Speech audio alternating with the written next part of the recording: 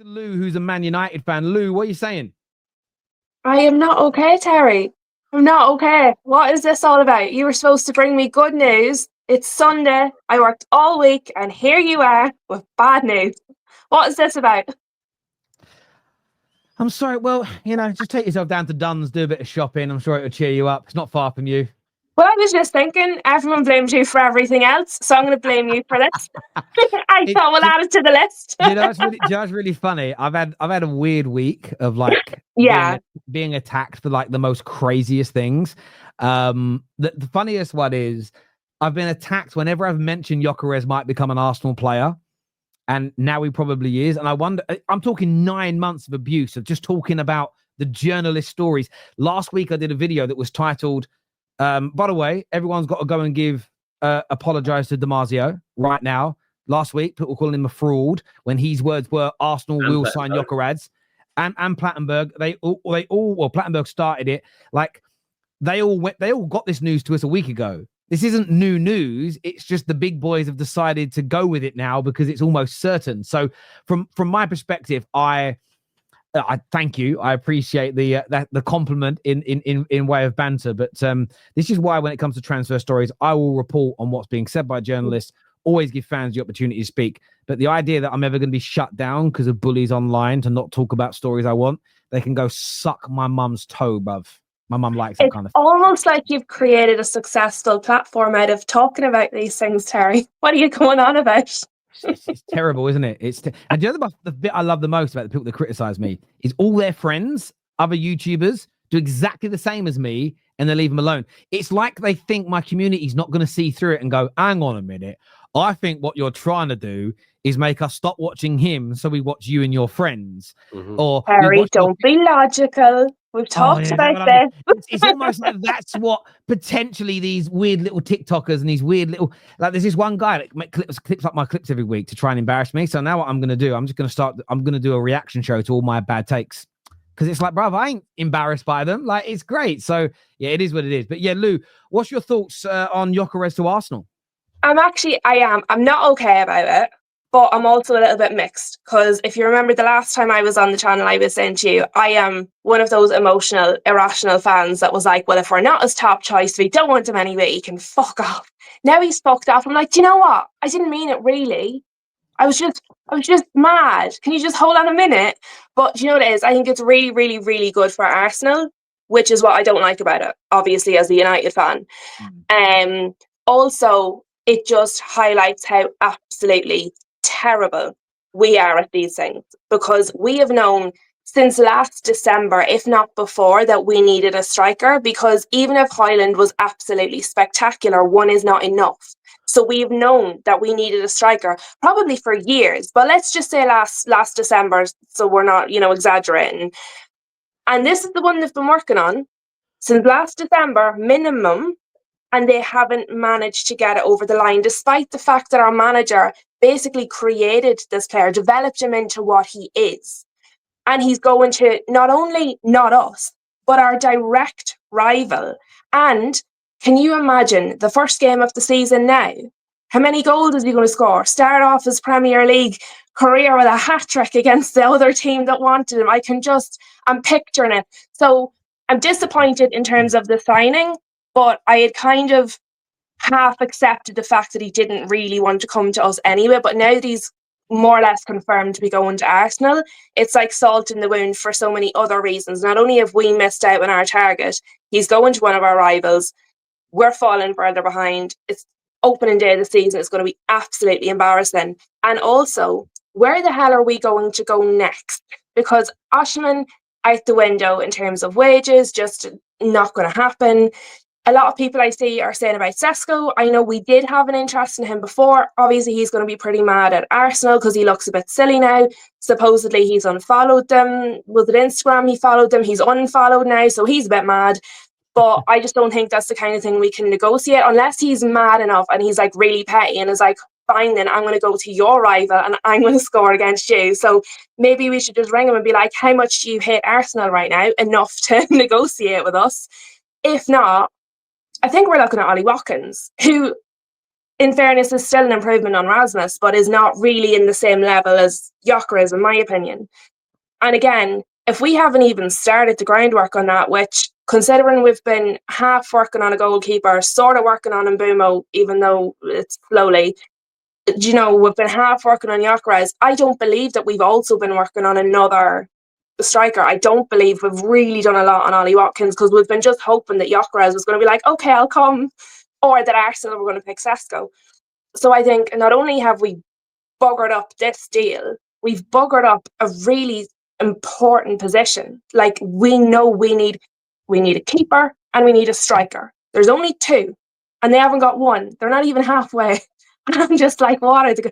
And we're running out of time. I have the same fears. Sorry, I have the same fears on this, and I look at this from the perspective of, like, this is where you show whether you've got your ducks in a row. So the hope is that we're working on other deals, but we've kept them fairly quiet because we're waiting to see what happens with Sesko Gyokeres. Now what we need to see is that's done now. Arsenal are getting Gyokeres. Let's trigger something and let's move. Whether it's Ollie Watkins, whether it's Mateta, whether it is we go in for Sesko and see if we can bring him in. It also, listen, I said it all along, I do not believe Arsenal versus Manchester United was a fluke first season game. I do not believe it was by pure unadulterated chance.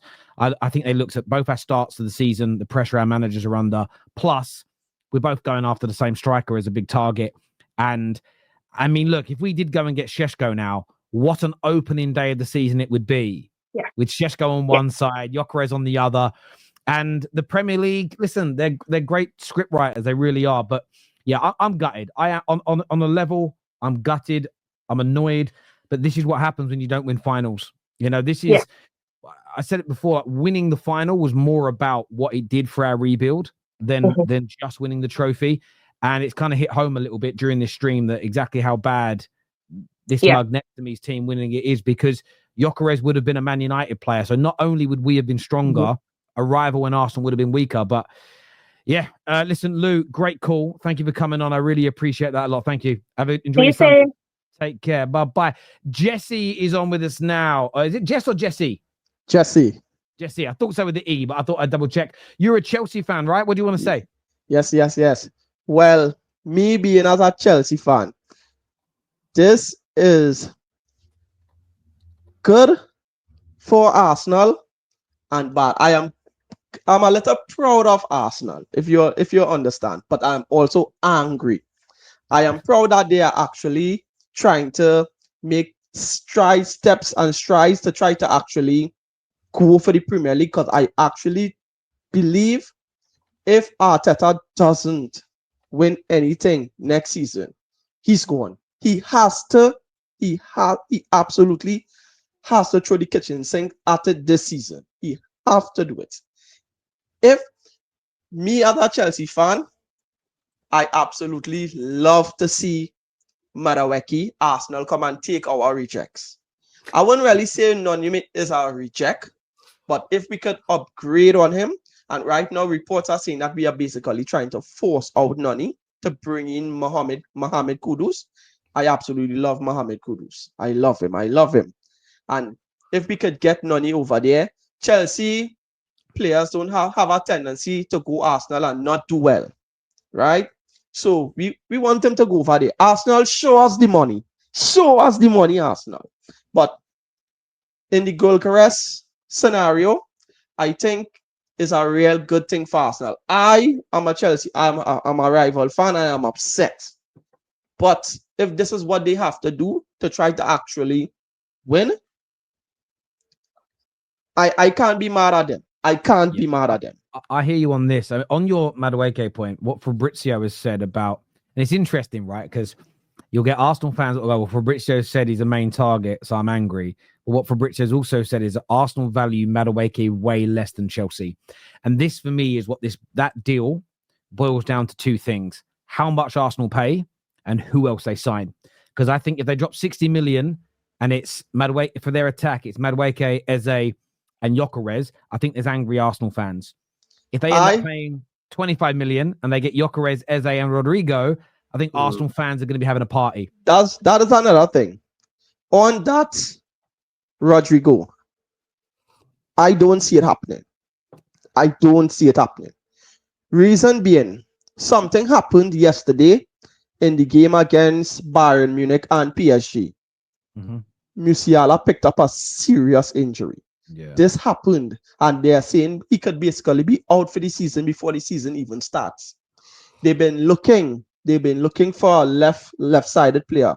They lost Leroy Sané. They need backup. If Rodrigo is to go anywhere, I'm looking at Bayern Munich. Yeah. I'm not seeing him coming to Arsenal. As of right now, I will say Rashford. They like Rashford. Rashford I'm not available. Which is true. But we also have to look at age and what they could get long term, the better quality. You hear me? Yes, bro. What do you want to say, my friend? Just want to talk about the Gyokeres going to Arsenal. For Arsenal, it's a very good signing, but obviously, as a United fan, I'm a bit angry because obviously he was linked to come to us a lot, but that's what happens when you don't win finals.